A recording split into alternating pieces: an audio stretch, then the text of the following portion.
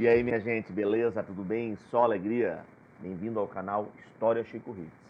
Hoje eu trago um resumo para você sobre as principais pandemias que já atingiram aí a humanidade ao longo da história. Vamos lá?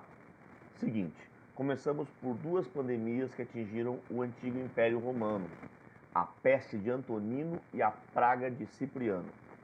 Não se tem certeza absoluta de que doenças foram essas, mas as principais hipóteses são varíola e sarampo, né, que os soldados, né, as legiões de soldados romanos, acabaram trazendo para Roma, né, devido aos seus contatos com as terras e com os povos conquistados.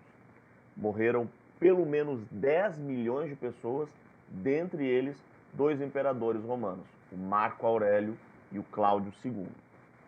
Uma outra pandemia importante foi a peste de Justiniano, que atingiu o Império Bizantino. A capital do Império Bizantino era a cidade de Constantinopla, atualmente hoje, né, Istambul, na Turquia. Bem, galera, essa peste teve esse nome porque o imperador da época era o Justiniano, matou entre 25 e 50 milhões de pessoas. Claro que vale dizer que esse número total de mortes deve-se ao fato de que a peste ela foi e voltou, né, alguns momentos, teve retornos, né, surtos, novamente até 748. Agora, o interessante é a gente perceber que a causa dessa peste é a bactéria Yersinia pestis. Que bactéria é essa? A mesma que causou a famosíssima peste negra. A peste negra, já na baixa Idade Média, então causada também pela bactéria Yersinia pestis, que é transmitida ao ser humano geralmente pela pulga de rato preto.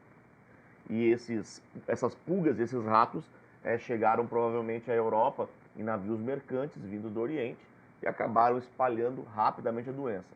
Até porque, depois de um ser humano contaminado, ele transmitia com facilidade para outro ser humano. Essa peste negra, ela podia atingir o ser humano de algumas formas. A principal era a peste bubônica. Por que, Chico? Devido a bubões, né, bolhas que abriam, que surgiam no corpo das pessoas. A peste bubônica também podia causar gangrena, né, gerando um escurecimento das extremidades, especialmente pontas de dedos, né, das mãos e dos pés. Além da peste bubônica, a bactéria Yersinia pestis podia causar outras duas doenças, a peste pneumônica e a peste septicêmica, o que aumentava ainda mais a possibilidade, o risco de morte da pessoa que adoecia. Bom, galera, alguns fatores colaboraram para um rápido espalhamento da peste pela Europa, especialmente a falta de higiene naquele contexto e a grande aglomeração de pessoas nas cidades medievais, nos burgos, por exemplo. Morreram aí entre 20 e 25 milhões de pessoas, né? Tem até alguns estudiosos que afirmam que o número pode ser bem maior. E naquele contexto, vale lembrar que muita gente atribuiu a questão da peste a um castigo divino, a alguma punição religiosa, né, ao fim dos tempos. Né? Muita gente também atribuiu a culpa da peste a estrangeiros, a judeus, aos leprosos, doentes. Né? Então foi um contexto de bastante pânico, de bastante pavor. De fato, muitos acreditavam que era o fim do mundo. Essa imagem aqui você deve ter visto já. Essa indumentária, essa vestimenta, conhecida como a roupa dos médicos da peste. Nós vamos lembrar que isso não é lá da época da peste negra medieval. Né? Esse é um aparato que foi inventado no século XVII, quando nós tivemos alguns outros surtos, né, de peste bubônica na Europa. E aqui a obra O Triunfo da Morte, né, muito marcante em relação à ideia, à visão de fim do mundo que a peste negra causou na época. Galera, temos na sequência as 7 pandemias de cólera no século XIX e século XX. A cólera, uma doença causada pela bactéria Vibrio cholerae, acho que mais ou menos isso, né, que é espalhada principalmente pelo contato do ser humano com fezes contaminadas, contaminação fecal oral.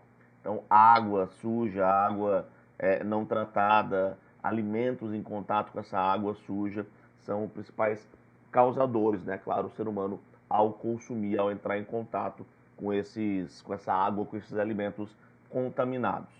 Tivemos 3 grandes pandemias do século XIX, que mataram centenas de milhares de pessoas, e várias outras pandemias na sequência. E interessa para a gente, especialmente, citar a 7ª pandemia, que começou em 1961 na Indonésia, mas acabou chegando no Brasil, ali no começo da década de 90. E durante toda a década de 90, nós tivemos no Brasil mais de 168 mil casos e mais de 2 mil mortos pela pandemia de cólera. Bom, uma outra pandemia muito famosa e muito importante, a pandemia de gripe espanhola, entre 1918 e 1920, né, causada pelo vírus da gripe H1N1.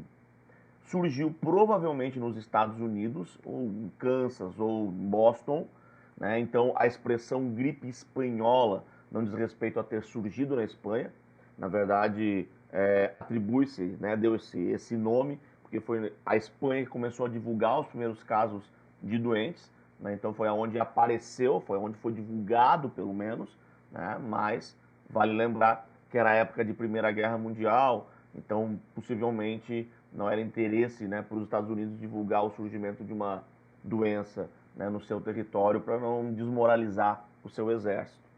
Mas a pandemia foi de fato mundial. E a Primeira Guerra Mundial colaborou para o seu espalhamento, né, pelo contato, né, muito grande entre indivíduos, entre pessoas e os soldados propriamente em situação precária. Nós tivemos entre 50 e 100 milhões de mortos, é um número bastante vago, mas se a gente pegar o número mais baixo, mesmo assim, é muita coisa. E no Brasil, aproximadamente 300 mil mortos. Dentre eles, o ex-presidente Rodrigues Alves. Já tinha sido presidente lá no começo do século XX, mas agora ele tinha sido eleito novamente para tomar posse em 1918, mas acabou não tomando posse. Ele veio a adoecer e faleceu em janeiro de 1919. Vale também lembrar que a gripe H1N1 voltou, né, numa nova pandemia em 2009 e 2010, agora conhecida como gripe suína e oficialmente chamada pela OMS de gripe A, mas era o retorno do vírus H1N1. Temos ainda uma outra pandemia de gripe importante, a gripe asiática, né, causada pelo vírus H2N2, se originou na China em 1957, se espalhou rapidamente pelo Oriente, Estados Unidos e Europa e matou aproximadamente 2 milhões de seres humanos.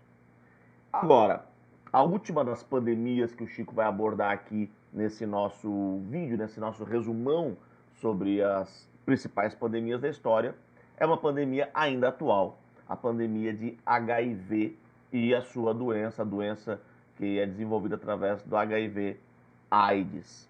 Causa, então, da AIDS, claro, o vírus HIV, provavelmente se originou no continente africano, uma doença que destrói o sistema imunológico, né, da pessoa que a contrai, transmitida por meio de relações sexuais e contato com o sangue infectado, seja numa transfusão de sangue, num compartilhamento de seringas e também transmitida de mãe grávida para o seu filho no ventre. Até 2009, 30 milhões de mortos, né, por esta pandemia. E de lá para cá, o número vem reduzindo anualmente, ainda assim, apesar disso, continua havendo um número de contágios, de infecções bastante grande todo ano. Beleza? Então, galera, esse foi o resumo das principais pandemias da história.